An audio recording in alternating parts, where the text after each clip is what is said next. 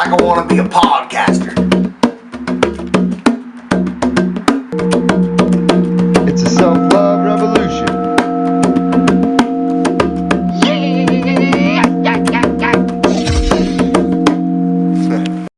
Episode 2 with Umbra. Yeah, buddy. This is going to be called the Umbra episode. Yeah, brah. Brah. He's a cool ass motherfucker. He's a nomad sorcerer. And I fucking forgot to hit record at the first 15 minutes. It's devastating, honestly.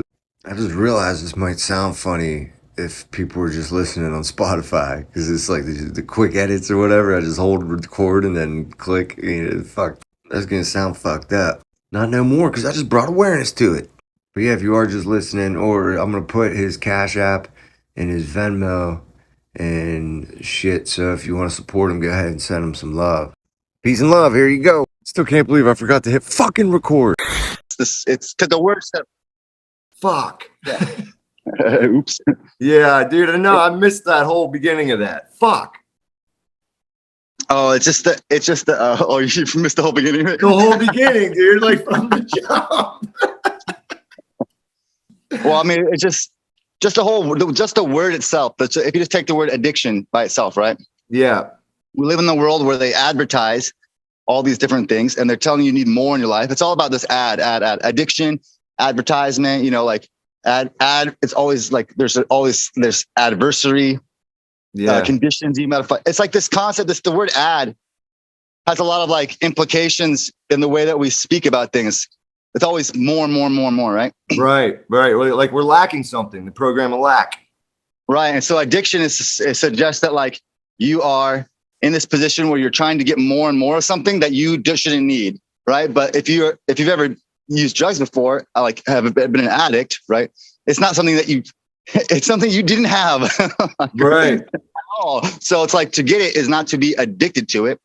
It is, like I said, if you were using insulin, if you were diabetic, nobody'd call you an addict, right? Because you just didn't have it. Yeah, exactly. And I look at the society as a whole too, just like gasoline. We are addicted to gasoline. Right. And we won't admit it. Our cars are addicted to it. They cannot run without them. It's fucking nuts.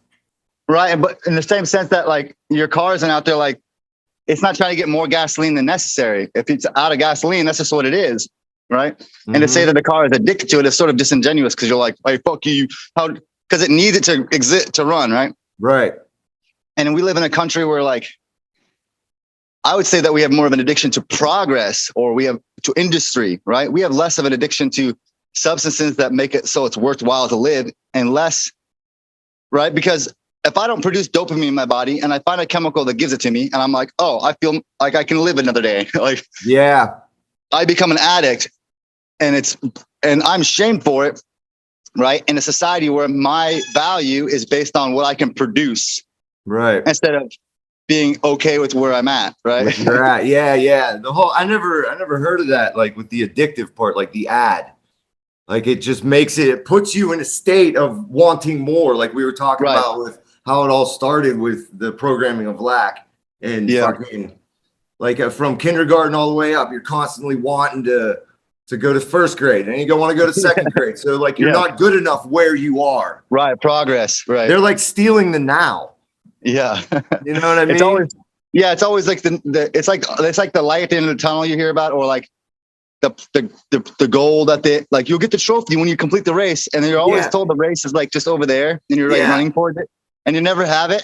Yeah, you never get it, dude. That's really the addiction, right? It's the addiction to progress, to the progress, or the industry. If I Jeff Bezos on his little mountain of wealth, he needs more and more and more. When's he gonna quit? It doesn't really. When he has it all, I don't know. Yeah, right. How do you not have enough, dude? Right. And then those are the people that are controlling the friggin' world, the ones that are addicted to it the most. Yeah, and they're addicted to this. And a lot of times it's not a person, right? Jeff Bezos isn't sitting there how can I fuck the world? It's just this system.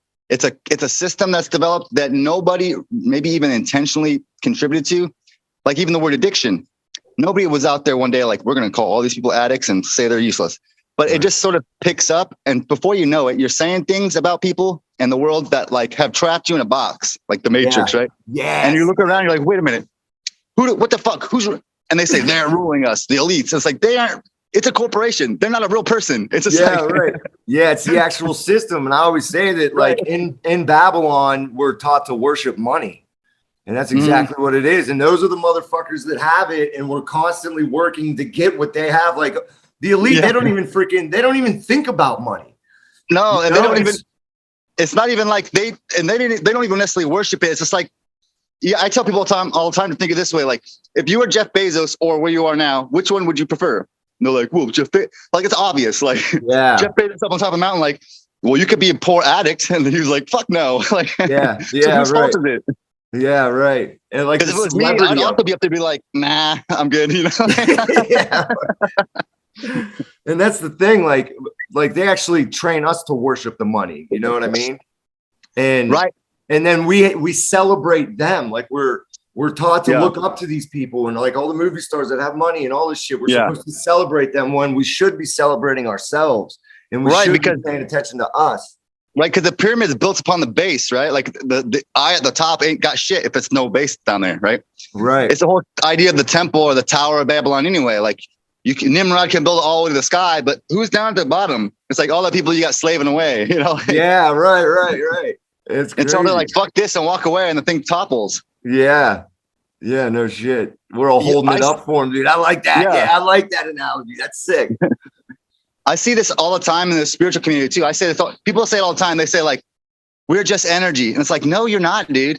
Because they don't understand that when they're saying that, they're just contributing to this entire system. Because who gets the energy? It's like Jeff Bezos, if money is energy, has all the energy. And so if you're just, I'm just a little vibration or an energy. It's like you just admitted to yourself that you're just a cog in this fucking wheel, and you don't actually have any of your own sort of autonomy and independence because you're a part of this energy system, right? Because energy is work over time, if we're talking about physics. And money is what you get paid for working over a period of time. So when you've like even spiritually consigned yourself to just being energy, you just said that you're $1, you know, like, and like you're not though. Yeah, right. Yeah, because you made another comment. I was talking about light and how like we are all like reflecting back God's light. Like if God was the moon or the sun or whatever, we are, you know, we are God. We're made of the same thing, but we're just reflecting it back. And you're like, we're so much more than light. And I was like, whoa. Yeah. Well, it's because there's a spectrum, but the spectrum is like people, you'll see there's like all these different kind of spiritual takes. They'll be like, yeah, it's a vibration, it's light, it's a song, it's like all this, but it's all like a part of this spectrum of like movement, right? But if you really boil it down, like you're a conscious awareness, and that doesn't require any sort of like vehicle. The observer doesn't need light or vibe. It doesn't need any of that shit to persist. These ways of understanding like where you fit in this tapestry are just limitations that you've sort of taken upon yourself to describe how you be, right? But if people want to say that we're God, right? Why do you need light? Or do you need vibration? Do you need any of that? Because those are all phenomena that happen after the fact, right? Like God created light. So to say that you're light, just to say that, you know, you're yeah. And so it's I mean, people can do whatever they want, right?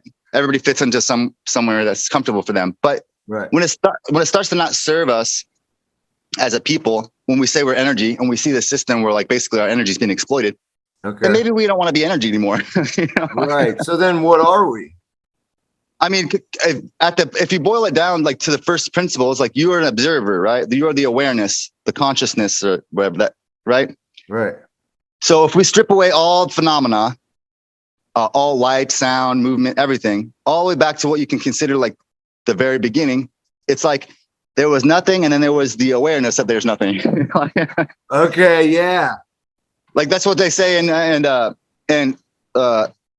Hindu non-duality, Advaita, right? Is that you're the observer. Right. So like everything else is phenomenal, meaning this is all like a limited sort of way it could be. Right. And so that's why they say that I am you, or we're the same, right? Because if we strip everything away, all our memories, all our experiences, then I'm an observer and you're an observer. And what's the difference between those things? Like fundamentally they're the same, right? Right. And so everything that accumulates after that is just a window dressing. It's like lipstick on a pig. So which allows for the beauty of your individual sort of in perspective, right? Separate from mine, which it makes us unique. It makes so you can have friends.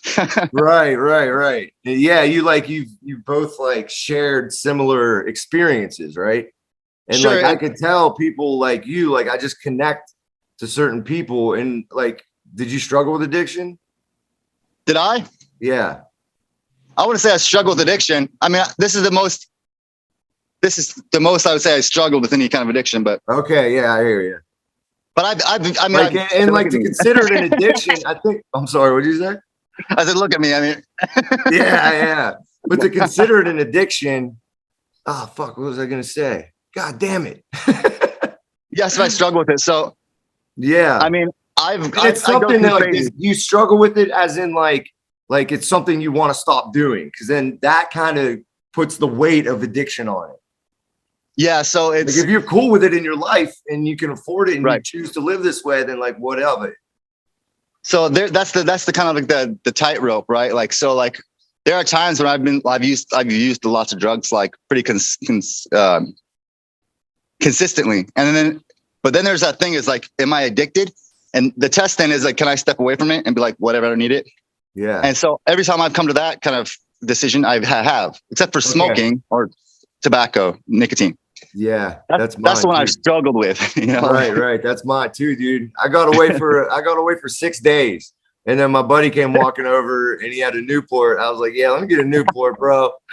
And I was like, I quit for 6 days. Like, I just like it in my life. Like I chew on these things now, but my modalities change constantly. Yeah. You know, I'll be on chew and then I'll do these cigars, and I was smoking Black and Mounts because you can buy one. You know what I mean? Yeah. And that's the thing that's like people like, that's the tightrope, right? Because like, for instance, so I struggle with, so I guess like people drink caffeine every single day, right? They drink caffeine. They can't live a life without it. And they'll draw a distinction between having this thing in their life as a foundation so they can produce for their job, separate and apart from something like somebody that uses heroin or whatever, because like their life is like meaningless or fucking depressing without it, right? Yeah. And it's like the difference between these people is ultimately like how much harm they're causing themselves and their community. Right. And we can see that the big difference between the harm in a community has everything to do with the access to like sort of healthy ways of, you know, like if there was a canned heroin, you know, you could drink every day and afford, and like you could, it's well documented. Rich people don't have heroin addictions. They don't have problems because they can maintain their addiction. Right. Yeah. They maintain it. Yeah. Right. And it's like, it's the perception of it too. Like all of our society's trained to perceive the coffee's okay. They make trillions of dollars on it, you know, but people are addicted to it. And the coffee plant and the cocaine plant are like almost identical. Yeah, right. We were just talking about it last night where I was like, dude, we should be able to grow opium like tomatoes. Right. And that's another thing too, is that as we see this phenomenon of the lack or the accessibility issues where it's like you don't have access to opium anymore, right? Which is a mild form, which maybe you could do every day and be fine. Yeah. And to the point we get to like fentanyl, where like if you do it accidentally too much, you die. Like yeah. It makes it more potent. Yeah. And like that's the iron law of prohibition. Like when they made alcohol, when they prohibited alcohol, everyone used to drink beer. And then after that, like that's when the moonshiners came up. Yeah, because you could get more bang for your buck, dude. And that's what happened with fentanyl. And so that's the real genesis of addiction, because now you've gone from something that was sustainable to something that's like, right? To now like you've peaked yourself at a level that you're like straddling death, right? Yeah. Especially with opiates, like you're like basically gambling with death every single time, because the alternative is misery. Yeah. Right? And this is like, most of the time people are just trying to get well, right? They're just trying to like, just not be miserable. Right. And then there's always a chance that if you just do it to have fun, you just, you know. Yeah. Yeah. Like if you do want like a little bit extra that time, a lot, you know, and like most of my friends that have passed away, it's always been when they've been clean for a while. Right. You know, they'll be clean for a little bit and go back to it. And then that's it. And like, I feel like there needs to be facilities that people can fucking go to where they have clean shit. There's like nurses and, you know, like if they need something, if the healthcare system were to do something, that's what they need to do. I mean, so like, that's why I say like getting away from the word addiction, like, because honestly, like people aren't doing things because they're addicted. Like everybody can get clean. Like there's been so many, like you said, your friends, most of the time they pass away when they've been clean for a while and they're having a hard time hurting or whatever. Right. And this is the thing that's caused some relief. And now you got to go fucking get it from a guy you don't know. And then like, you do a little bit too much and then you're dead. Right. Yeah. And it's like, you want to hide it from people. You don't want to connect right. with like your old friends and shit because that's right. You got to get ashamed and thinking that you're a bad guy, right? Like, yeah, exactly, bro. It's fucking gnarly.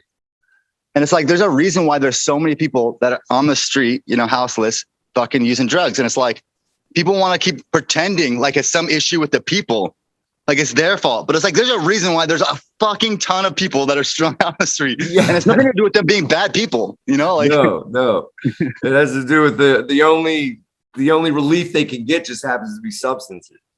Right. And it's like, and then you have to really analyze is like, are these people addicted? Or are they like getting what they need to survive in a system, in a world that's like not built for people? Yep. It's built for like the system. Yep, and people aren't systems. Yeah, exactly. And our system stigmatizes the fuck out of certain things that people use to survive. Right. And then survive a shitty fucking existence that we're forced into. Like you chose to be here and then you're like, even if you have something like, a lot of times it'll be people that have like mental health issues, quote unquote, or they'll be, or they're like neurodivergent or whatever, and they're on the street. And that's like those are the most susceptible members of society that fall into this quote unquote addiction because they don't fit already, like right out the gate. And they're told their whole life, do it X, Y, and Z way and you'll be okay. And they try and they're like, it just fucking doesn't work the whole time. Mm-hmm. And then one day, they try a drug that makes them feel like everybody else, and then it's over, right? Because you're like, your options are either be miserable in a society that doesn't give a fuck about you, or pretend. Yeah. And I've always said like some of the most harmful shit to my spirit, to my soul, was the lying about it. Living a double life because that's how I lived. Yeah. And like I was one of those like very highly functioning opiate addicts. Yeah. Like, I was constantly on that tightrope. And it was just, that's what I used to get through the day, man. Right. And that's the thing there, though. It's like, it's what you use to get through the fucking day. And that's like, people don't seem to really, that doesn't click with people because they think it's like a failure on your part or on my part or anybody's part to like not get through the day without it. And it's like, yeah, exactly. It's not like you didn't try, like. Yeah, right.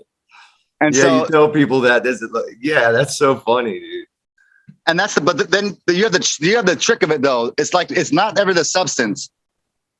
Because usually like, you use but the most damaging part to the spirit, like you said, is the lying, the shame, the guilt. Because if you could do something until you're okay and not feel guilted or shamed about it, you can just walk away from it.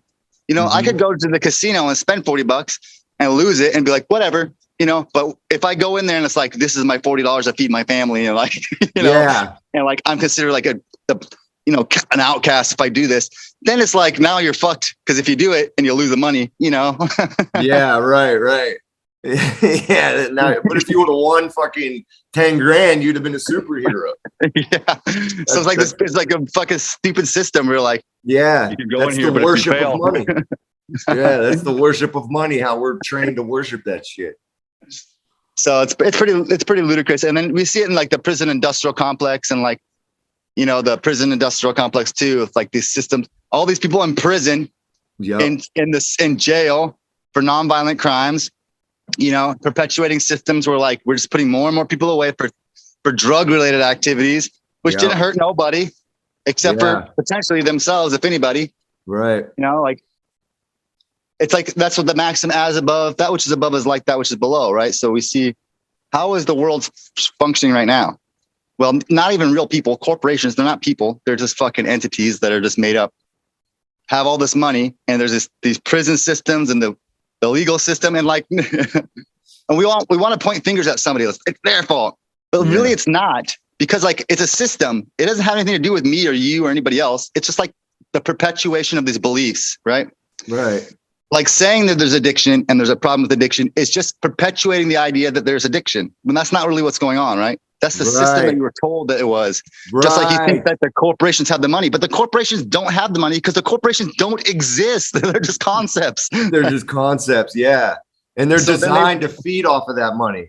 Right. And they're so like, that's what the whole idea of like a board of CEOs, right? Like they're all making decisions for the corporate entity, which isn't a real person, which is how they get away with murder, you know, because they're like, well, it's not what I wanted to do. It's what Walmart wanted to do. It's like, Right. Walmart's not real. Like, right. And yeah. And the pharmaceutical companies, I mean, how many people have died because of that shit? Right. And it's like, nobody is really responsible in a sense because they're making decisions for a concept, right? And that's the problem. Yeah.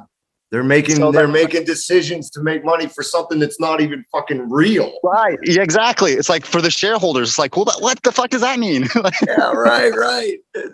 And that's the disconnect that people don't get. They want to point at a bad guy. And it's like, there isn't a bad guy over there. It's just like a ghost in a closet, you know? Like, you open a door and it's just like a sheet. And they're like, well, it's their fault. And it's like, it's not. Yeah. And the thing is, like, it is in our hands. We just got to see the system for what it truly is. Yeah. And that's the biggest thing that's like so hard for people to recognize. Like the world suffers when people are like continuously contributing with their minds, you know, like the mind is a powerful thing. And when you believe that you're trapped in a matrix and that you can't get out, it's like, that's why you can't. Yeah, right. Because you believe, yeah.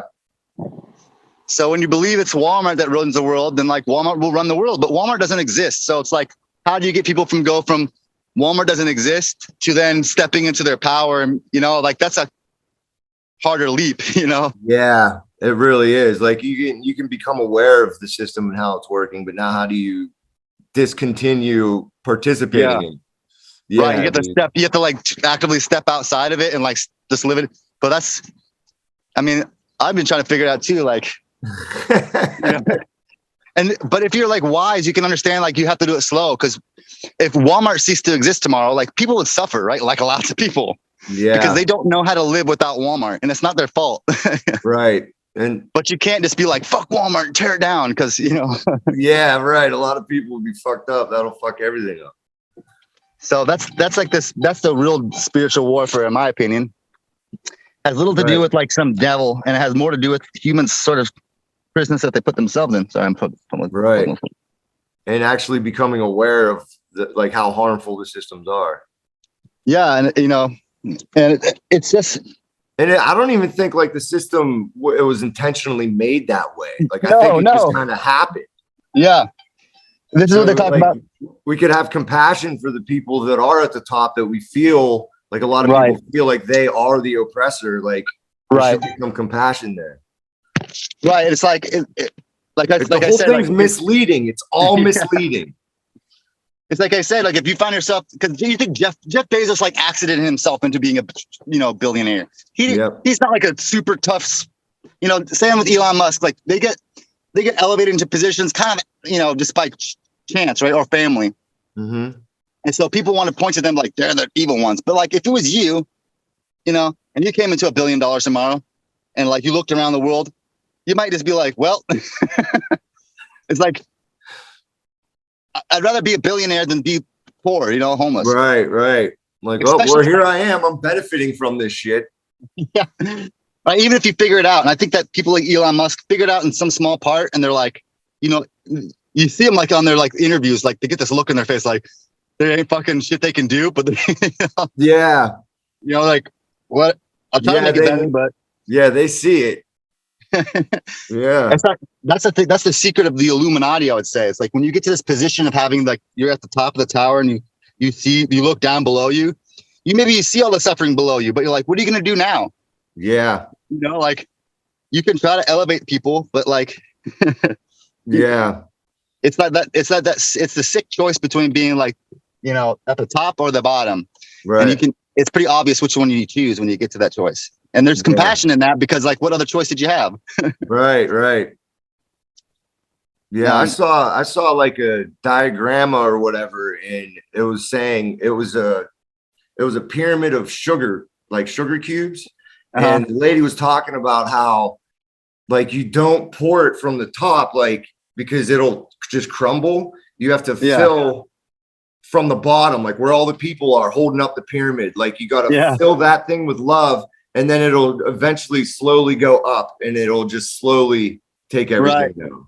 Yeah, it's like the blister, right? The blister of society, or the tower. It starts getting taught. The tower always falls, right? Because the taller it gets, it's held by the base. So if you ever read Dune, there's a saying in there, a quote I like to use called, it goes, "Here lies a toppled god. His fall was not a small one. We did but build his pedestal, a narrow and tall one." And that just goes to the fact that like Jeff Bezos and Amazon is going to get bigger and bigger until it can no longer be supported by a base, and it will fall. Yeah. And the question is, do you want to wait till the thing comes crashing down and the society fucking goes to hell? Or do you want to put the water at the bottom and let it melt? Yeah, exactly. Just slowly dissolve it. And I think that's what like the whole freaking love movement is.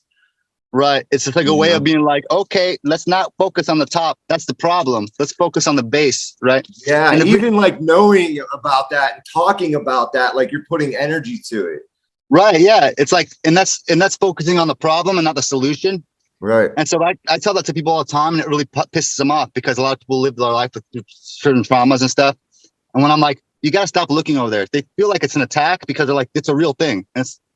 And there's a balance between understanding that something has happened. Let's say there is the elites or whatever, recognizing that as a potential or as a thing that existed, and still looking some other way anyway. Right. Yeah. Because if you keep looking at the elites who control it, you're not going to get anywhere. That's going to keep doing that. Right. You have to say, okay, that's the problem. Here is the solution, and look that way. And it's so hard for people, especially who have a lot of trauma, because they just want to be like, this. Yeah. It's like, fuck them. It's like, no, man, you got to go that way. Yeah, right. You got to go in inner. You need to work on yourself. Right. Right. Or come up with a solution to the problem that you see, because if you focus on the problem, you're going to keep getting the problem. Right. Right. That's the hardest thing for me to sort of, I talk about, like, let's take just, for instance, the whole concept of the elites, for instance. You know, they rule the world. They don't. Because if you keep looking at them as being the shadowy, cigar smoking elites that rule everything, that's all you're getting. You're just looking at that. Like, how much confirmation do you need? Yeah. What is the solution to this? Well, sustainable, independent, sort of autonomous communities. Right. Well, why aren't you doing that then? Right. Because you do this all day and that's not getting done. But if you do that, then it starts melting that base, right? Right. Yeah. The more and more like self-sustaining communities that start coming up. And there's a bunch of them, especially out there, isn't there? Yeah. I mean, yeah, it's the whole thing with the nomad thing I did too. It's just like stepping outside of the systems. And that's the problem, is that some people aren't in a position to walk away from their lives, right? It takes people that are in a position to do that. It's like being the I guess you would say the Lucifer, or the light in the dark, or whatever you want to, or the Jesus, right? It's like you have to like set the blaze a trail, right? If you can go from living a life like everybody else to living a life where you don't depend on society's standards, like being nomad or live off the grid or whatever, and you can show people step by step how to do that and offer them a path, then that's how you actually implement change. Because if you're like talking about it all the time and saying that these guys rule it, then the people that don't have the skills that you do don't have any fucking clue either. Right. So it's really like the responsibility of individuals that figure out how to live their life in a healthy, happy way, that stop using old tools and old systems, right? To try to show it for other people so that they can do it for them fucking selves, right? Right. That's how you get people to change, right? Yeah. Yeah, like when I first woke up, it was because of the war on drugs. Like once I shifted my perception on what the war on drugs was, and I started to really educate myself on like decriminalization and things like that. Right. That's what like made me realize, like, oh my gosh, like I always knew that they didn't give a fuck. But then once I started really looking into that, I'm like, this is obvious, like obvious. Yeah. So then and then you start looking at war and you start looking at all the other things that are going on around the world. And you're like, oh my God, it's all industrial complex. Yeah. It's like the money machine, right? It's like, and there is some empathy or some compassion I have even in those systems, because they developed of no fault of anybody's own in response to maybe some other thing from some other age past. But it's like, it's sustained until the suffering is too much for the people to bear. And then it will change, right? It's kind of the breaking point for any societal kind of norm. Yeah. It's when it's no longer worth suffering for that you change it. Right. And so like your perspective on how you were awakened to this sort of war on drugs and like you have a perspective that like Martha, who's living like a, blue collar, normal family, never even seen a drug before, doesn't have the perspective or the know-how on how to go from point A to point Z, right? You have a particular sort of perspective, so you can speak on that thing. Right. And the people that have shared similar life experiences sort of need you in a sense to go from war on drugs, this evil fucking, and to the place where you're now, right? Where you're like your life is better, right? Right. And so by you kind of expressing that and showing how you got that way, other people that don't know what the fuck to do can follow your lead, right? Yeah. And that's how you implement real change that's meaningful, because we can keep looking at the fact that there's a war on drugs, or we can look at how you got out of it. Right. Right. For sure, dude. Yeah. Like I remember, but right away, like whenever I did start having those realizations, I went to my wife. I was like, yo, we need to buy an RV and just go. And she's like, nah, man, we own a house. Like she works at the university and the benefits and stuff like that. Yeah. So it's like, that's where we're at. I have my own business. And like, that's nice because I don't like have that above me, but it's still that is above me. You know what I mean? Like I realize like there's days where they're real hard whenever I'm realizing like I'm only doing this for money. Like do I like doing this? And once you start having those pops, it's like, oh God. And then you start creating suffering for yourself through that. You know what I mean? So you gotta realize like, okay, just as long as there's little steps coming, and starting this podcast is one of my big steps. I've been wanting to do this for so long. That's why I appreciate you coming and doing it. Like you're the first person I've had on that like I didn't officially know, like a friend or something. Right. Yeah. You know what I mean? Well, like I appreciate you having me. Yeah, dude. It's fucking all love, right? And it's in some fashion, yeah. It's better than the alternative. Yeah, right. What do you think? Even the position that you find yourself in, wanting to like get up and go, it's like that should be within the realm of your ability to do freely, right? But you're playing sort of a role in a sense in that you have an experience and you get to a position where your life is better, but you still can't get an RV and take off because you know money. And so like maybe I'm in a position where I don't have that over me, and I start to develop systems or places in which you can eventually just go off and not worry about your job. And it's like we're all sort of playing a part because the world is a complex system. Right. No man's an island. We're all kind of here together, right? Right. So we're all sort of filling in roles or exploring or trying to make things better based on our limited life experience. That ultimately, if we're living in our truth, right, we're not bullshitting, or if we're just expressing honestly what it is we feel and believe, then we start building structures in which like you can just take off and go because it doesn't cost you any money. Right. And, right. And being able to do that and expressing that stuff, that is like, in my mind, it's self-love. Like you're actually loving what you are as a creation, and it's like honoring it, the fact of what we are, Yeah. And it's no longer living in like shame and guilt. And that even includes things that people like let's say that I was like really strung out, or let's say that I was willingly using a bunch of drugs openly, right? That might have a judgment from one perspective, right? But who's to say that I'm not allowing somebody else that's trapped under this effigy of shame or guilt to express honestly who the fuck they are without having all this baggage, right? That's what I'm talking about in terms of addiction. Like you never know like what your life story is saying to somebody else.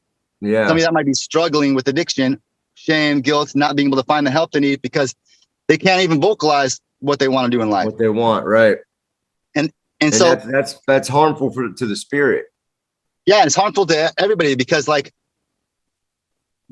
it's people, like I said, people need a way to get from A to B, like especially those people on the street that it's like, they think they're useless or whatever. Like they don't know how to, hey man, you're just as meaningful a creation as anybody else. Right. Right. And your experiences and wants and needs and desires and stuff are valid. And I think that so many people in this sort of race to light and love exclude the fact that there's people that live in darkness, right? Yeah. Of no fault of their own. And if they're not allowed to express that, then like it's a sort of this duality shit that's just not real, like yeah. Yeah, there's a duality in reality. Yeah. And I think it's been really harmful to folks. Like there's a good guy and a bad guy, Right. But in my experience, what happens most often is that like I I never got to live a life that other people tell me how it is. You know, like it's this, it's love and light. I never got that life ever, never experienced it. And so then if I'm stuck in this position where I have to think there's one good side and one bad side, then I guess I'm fucked, you know, like. Really? Right. Because like you choose darkness. It's not who to say there was any choice involved, right? Because that's the thing is like if you were raised and your parents were abusive and like you lived in an abusive home and you never got love and you lived your whole life trying to find this thing that you're supposed to have, like whose fault is it? Is it your fault that you never got the things that everybody said you're supposed light and love? Right. It's like you're a kick dog your whole life, and then they're like only nice dogs are allowed in heaven. You're like, well, I guess fuck me then. Yeah. Because like people don't understand that like oftentimes people don't choose. Right. You know, the people that strung out on the street didn't choose to be miserable their whole life and find the only relief in drugs. Like, right. They didn't choose that way. And we just like, it really does happen. We have to like kill the stigma. Right. And it's because it's like, then if you're like, you're not doing it right, it's like, well, what else are they supposed to do? Yeah, right. You're supposed to live in a tent on a street. Is the homeless like, real bad out there? I mean, pretty much everywhere I've been. Really? It's getting worse because part of it has to do with the economy, you know, it's kind of collapsing. So yeah. And the rent going way up, like that's a whole other thing. And you know, that's another thing too about people talk about like they want to talk all this conspiracy theory and how the world's ending and shit. And I'm like, all those houseless people you talk shit about, they've been doing it their whole lives. They know how to do it. Who's going to be suffering in the end of this? You know, if you really want the government to collapse, you know, my buddy Bill down there living in a tent has been doing it for 20 years. He's going to be fine. Yeah, you're right. Yeah, they already have their community set up and shit. Yeah, you're like, right. Tables might turn indeed. Like, yeah, right. That's wild. But it's more the point of like some people think that like if you lived in the desert your whole life and you've never seen snow, and somebody told you you have to be like snow to enter heaven. It's like you'd be fucked, right? Yeah, and it's not your fault, and it's so dismissive of people to sort of just jump to the conclusion that there's this one type of way of being, and that we shouldn't show compassion and mercy and justice, and there shouldn't be justice and healing for the other types of people that didn't get the experience that you did. Right. Yeah, that's heavy. I mean, because what is love? You know, like you might know what it is, you have a feeling for it, but what if I'd never experienced it? You know, so is it my responsibility to try to feel something that I can't even conceive of, or is it your responsibility to stop being judgmental and sort of provide this experience? Right. Do you meditate? Oh yeah, all the time. Yeah, that's what I find. I tend to call that love. You know, like I feel like that, like when you're, and actually just did a TikTok about it. I was about to post it.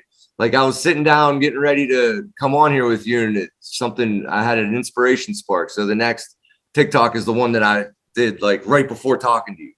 But what was I saying? Meditation, love.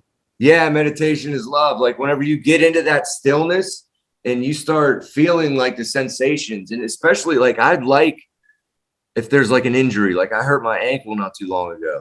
And during my meditations, I would just go into the pain, quote unquote pain, you know? Right. And I feel like that can even be a construct because we're told that that's what that's supposed to be. It's pain. It's a warning system and everything. But I would go into that and just really, really experience it, you know? And it would become like this, just a vibration. You could feel like, you know, it wasn't a pain. It wasn't a hurt anymore. It was just this vibration that I was focusing on.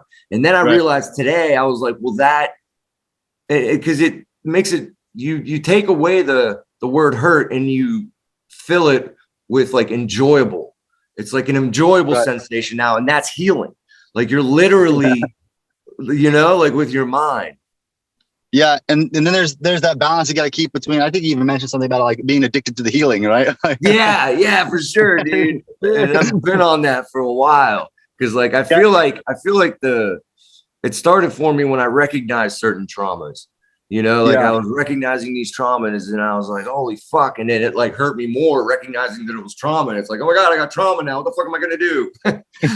You know. So then I started focusing on like the positive things that I am like consistent with, like with running, and I can meditate and I can do yoga and things like that. And if I'm consistent with that, it makes the rest of the things that I'm doing that I don't maybe want to do easier. Right. And you know what I mean? It soothes suffering.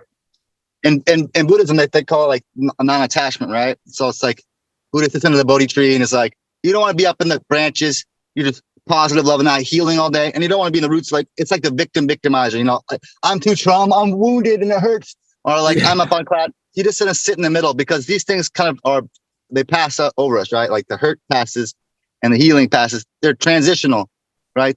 To heal requires that you have hurt. So it's like they're parts of this wave. And so then you learn through meditation to like just going into the hurt and being like, okay, well, now it's this thing. It's just this sensation that's now it's healing. Right. And when you can start to sit in the between the two kind of absurd opposites, hot and cold, light and dark, good and evil, then you really start to find the truth, quote unquote, the real truth, which is it's not the duality of experience or the extremes, your extremities. It's the core, right? It's like in the middle.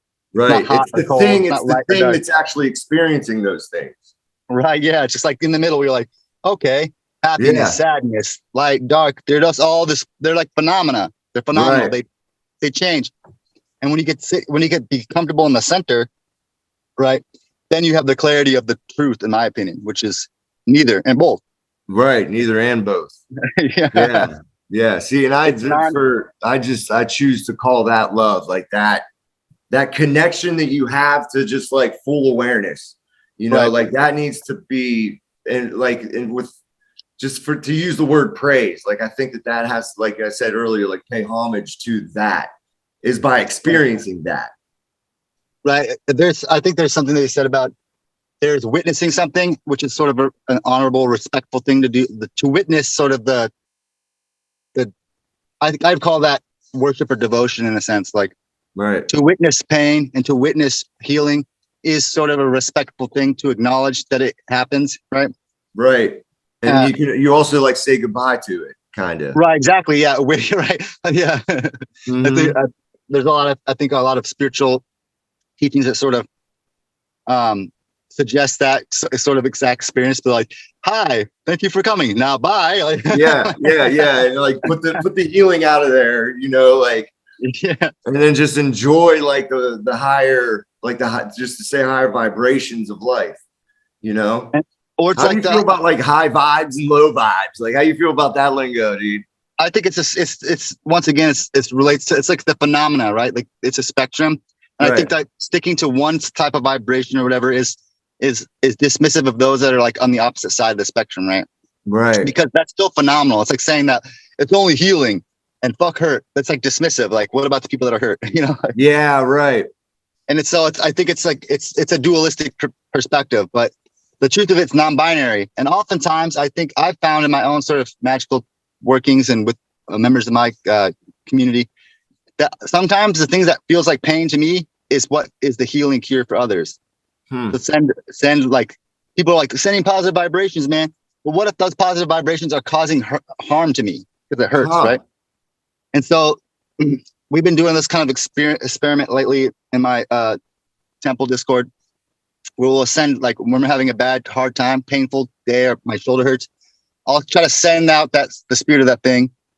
And then other people see how they kind of feel, how it feels for them. Yeah. And it seems like every single time that we've had a successful sort of connection, maybe psychic connection or whatever you want to call it, it's been exactly that. Like it looks one way. It's bad, painful from my experience. But when I send out to somebody else, I ask for help, it ends up being that the other person, like, it feels good for them. Yeah, right. And to like, do they express how it feels good? Yeah. So imagine consider like the extremes of hot and cold, right? Yeah. Extremes of hot and cold. If you get really, really far to the extremes of it, it feels sort of sensationally the same. Right. You know, absolute heat and absolute cold, it still burn. Right. So if I'm experiencing some sort of pain, some sensation, who's to say that the way I experience it is the same way that you do? Right. Right. So maybe something that pain feels cold for me and pain feels hot for you. So if I'm experiencing a lot of pain and I send it to you, maybe it's the cooling down for your heat that is required for you to feel healing. Right. In the same way that it's heating up in my cold, that would feel healing. Does that make sense? Right. Yeah, it does. So it's like the positive and negative. But like in your Discord, do you guys like discuss how it is? Like, do you put like labels on it and say like, this is the type of pain I'm feeling? Yeah, and it's put it best we out can. there. Yeah. And it's It's hard to use. It's hard to use certain words, huh? Like language is limited. Yeah, that's for certain, you know. But I think of it in terms of too of like asking for help, because like when we're hurt in the West, especially, we consider it like our responsibility to carry the burden of our pain. Right? I'm a big girl, I got a big boy, I can take care of myself, you know. But then that oftentimes it gets in our own way of like same thing as I'm talking about addiction. Like you have to carry the shame. It's mine. I got here. That's mine. Right. But it prevents you from doing the thing that you should be doing, which is asking for help and letting people take your pain for you. Because you assume that if you give somebody else your pain, they'll be in pain too. And now you both can't. But really, when truth, when you give people your pain, healing happens on both sides. I hear you. Yeah. Because then, especially if there's relation, like I think to being able to relate people on those levels, you know, maybe someone has already been like healed from it or they've experienced it, you know, and they can shine light on it. Yeah. You And know, that's the whole idea of being a guru, right? Doesn't guru mean shining light on darkness? But the guru is always within. It's like you're the guru, right? It's like everybody's a guru. Yeah. You know, it's been like, dude, yeah, we're all gurus, dude.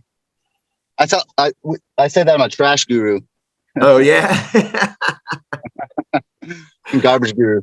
Oh yeah. Are you into art? Do you do any art or anything? I write. I do a fair bit of everything: music, art. Yeah. I know you definitely have like a poetic mind, for sure. I like watching your stuff, dude. It's cool. I try to get it out there. You know, really, it's like that art saves is kind of a powerful maxim too. Like I think that's pretty much the truth. Mm-hmm. I think that the world has and does more often than not follow sort of artistic trends closer than anything people conceive of as facts. You know. Yeah. I often say that the fact is fiction, the fiction is fact. You know, because all my favorite books I ever read as a kid, all my favorite like video games, all that stuff like that ends up becoming like it's like my reality. It's definitely my spiritual reality. I'm like, what the fuck, you know? Yeah. You can like they're changed. Yeah, right. You can relate that to it. Almost makes more sense. That's what you were saying. How you're like, there's a couple different things that are going on, and they kind of shift from one to another. Yeah. It's weird. It's like in magic, there's like the left and the right hand path. And one's more like the delve into no reason. It's like madness, right? And the other one is the reason. It's like logic.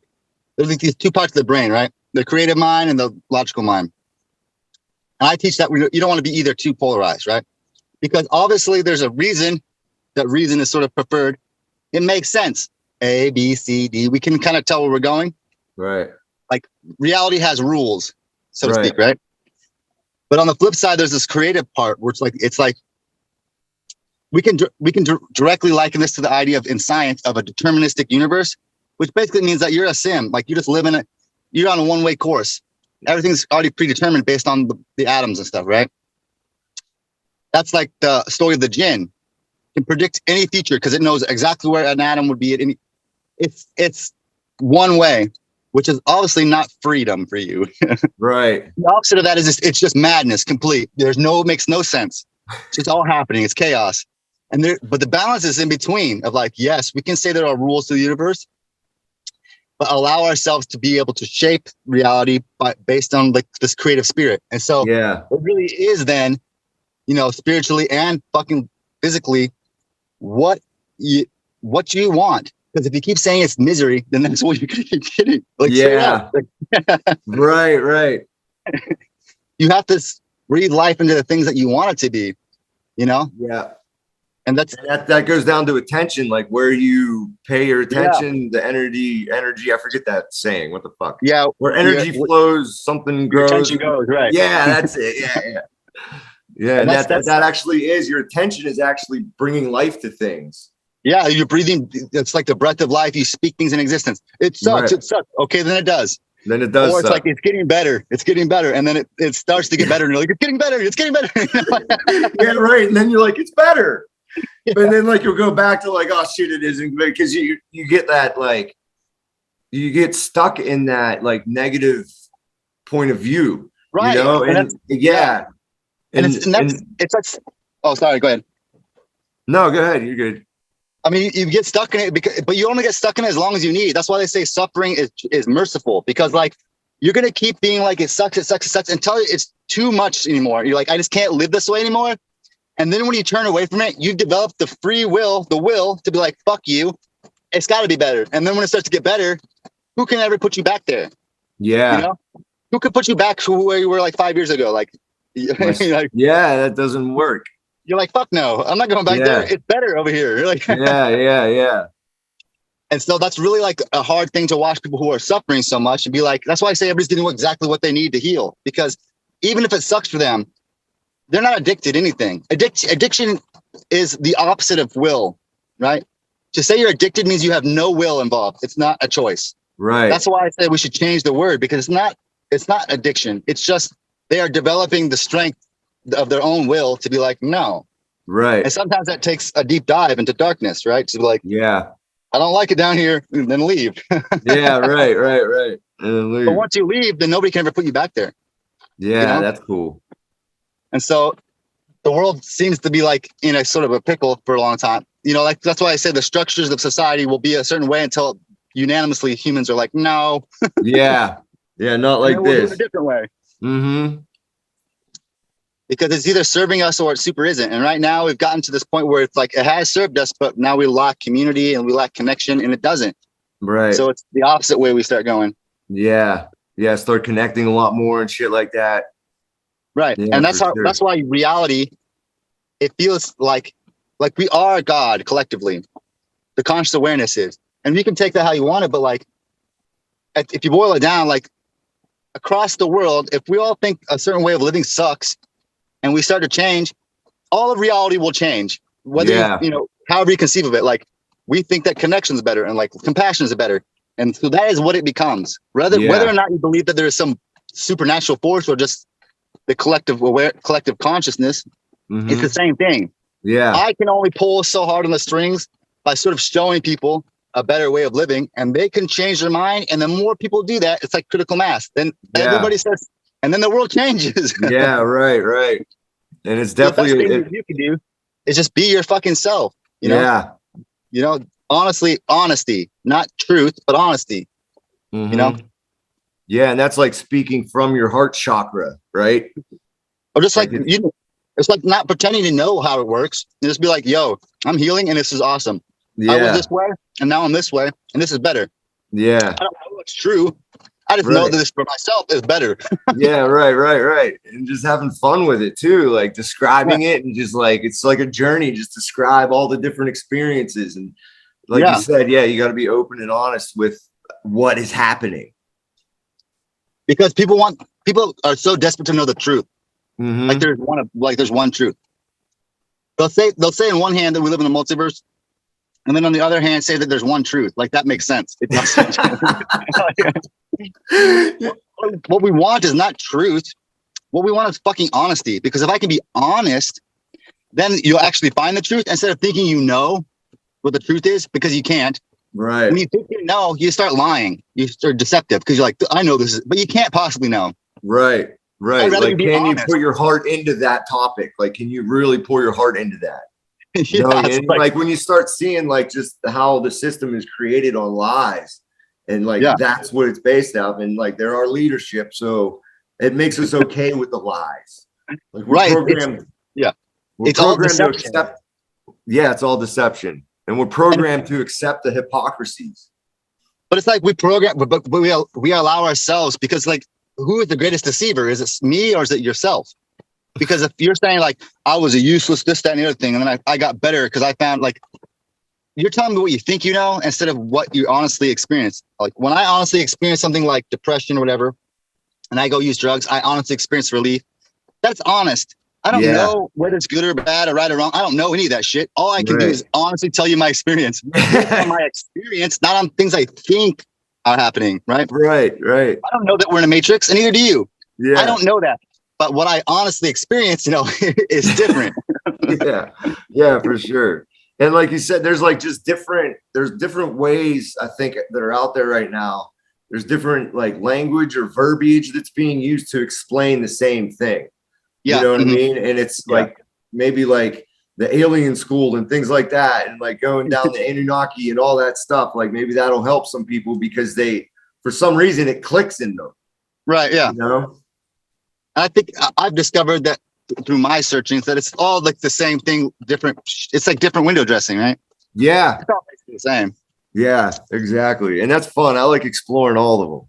You know, I even think like a lot of the religions the religions are all saying the same thing. Yeah, absolutely. Yep. Yeah. Yep. And someone told me once that like God is at the top of the mountain and there's different pathways to get up there, and each different pathway is a different religion. Yeah, but every time you get to the top of the mountain and you God's sitting there waiting, and you're like, "Hey, God," and you just see it's a mirror, and you're like, "Whoa!" You like look around, like, anybody else up here? Yeah, shit, that's wild. That's the secret, Like, then the problem is like convincing everybody else. Yeah, Yeah, it's hard. Well, that's what I'm kind of working towards, with the self-love revolution. I think that like people like getting a true, honest definition of what self-love is to yourself.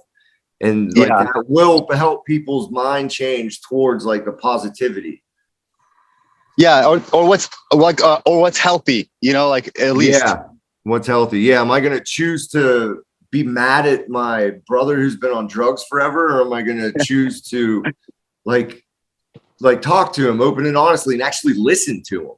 Yeah, and be compassionate for like the position that he's in, based on the understanding that not necessarily does anybody choose to do the things or to have the experiences that you do. Like if you do a drug, it's because you get a thing out of it, and it's like, is it his fault because he's getting a thing that he couldn't get anywhere else? Like, right, exactly.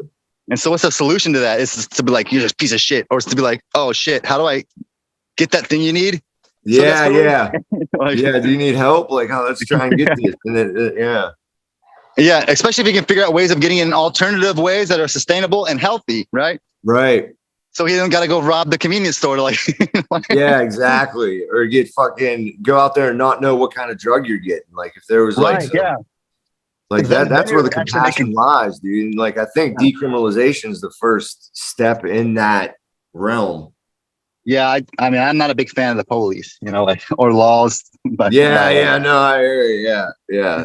Well, you're definitely like, I understand your lifestyle 100%. I respect it, brother. I do. There's another dude on here. Or on TikTok. He's called the Hostile Hippie. Yeah. You know that dude? No, but that sounds about right. Yeah. And he's just out there living his life. Like he stepped away from his family, and he's traveling around the country, hitchhiking, and people on TikTok are funding it and stuff like that. He's like, I know it's right. It's just, he's a good follow, That's good. Yeah. I'll look at that. Yeah, for sure, dude. Yeah, I kind of stepped into this whole spiritual stuff kind of, surprisingly, like I had an awakening too, like what the fuck? And so I just been doing both simultaneously too. So it's not like I know anybody else. I don't know anything, right? Like at all. Yeah. But you can share your experience. Like that's the wisdom. Yeah, you can share wisdom. Especially in terms of, because I've been doing I take the magical path, right? Like whether anybody believes in that, magic real as fuck, like. Right. And so there's, and you can just describe that however you want. Cause like you said, it's like all the same thing, right? Mm-hmm. And science, it's all the same thing, describing the same abilities that people have. But seeing visions or like having memories or wisdom, or whatever, like that's why I'm so adamant in my videos. I'm like, it's not this way. And it's not because like, fuck you. It's because I've seen it. It doesn't work out like you want. Yeah. So that's where I'm at. Drive around, go on adventures, see life. Yeah, little adventures I see you out in the woods and shit, dude. That's some good shit. Yeah, I was been at the ocean. Yeah. That's a powerful bitch right there. Yeah. Do you meditate out there? Because I remember my sister telling me one time, she's like, it's like the earth breathing. That's what it sounds like. It's like the lungs of the planet. You can hear it. Yeah. It can be pretty intense sometimes, for sure. Yeah, I fucking love it. It's been winter, so it's like it's starting to warm up. Yeah. I meditate like all the time. It's like here's part of the addiction thing too, that you know, like substance use or whatever. Like I never use substances because, you know, it's because my life is just not how it's described to me it should be. Like I do not feel like my body does not produce dopamine. My body doesn't like, I sleep like 19 hours a day. If you know, like, so do I meditate? Yeah, constantly. Yeah. I'm in a position where like, if I'm not, like I'm in pain. Okay. Right? Yeah. And so I don't have to use drugs or anything, but like, it's kind of weird because I mean, I don't really have a choice. Right. If I'm not like sort of in my Zen state, then I'm in not having a good time. Oh, really? Yeah, it's just kind of like I mean, or I'm asleep, right? Yeah. No, the doctors would say it's ADHD, but I have a special form of it called hell syndrome or hell disorder. Hell disorder. That's in the DSM-5. Yeah, it's in the new edition, huh? It's just like it's accompanied by it's called perverse sleep, where like when you want to be awake, you're so tired, and when you're so tired you can't sleep. Yeah, I've definitely been there. That sucks. But hey, man, I appreciate it. And of course, you know, like traditionally speaking, like the What's that? Go ahead. Oh, I mean, traditionally, like they prescribe like stimulants, right? Right. For ADHD to sort of make you normal. So it's like if I ever like do a bunch of stimulants or whatever, and you know, I'm going on a bender or whatever, it's like people could be like, "Oh, you're fucking a drug addict," or it can be like, "Well, I got to sleep for a solid 12 hours, and then I went to work yesterday." So like, yeah. According to most people, I was a normal person for the day. Right. Yeah, exactly. Yeah, So take the stimulant. Just yeah, it's just wild. Yeah, dude, and hopefully the perceptions will start flipping. Yeah, I'm trying to fucking flip the script and just. So now I just roll with it. I accept myself for where I am, even if I sleep 19 hours a day. Yeah. Just meditate, that's whatever. Huge, dude. Yeah, it is what it is. And then the days I want to get some stuff done, you know, just do whatever. Yeah, go see people.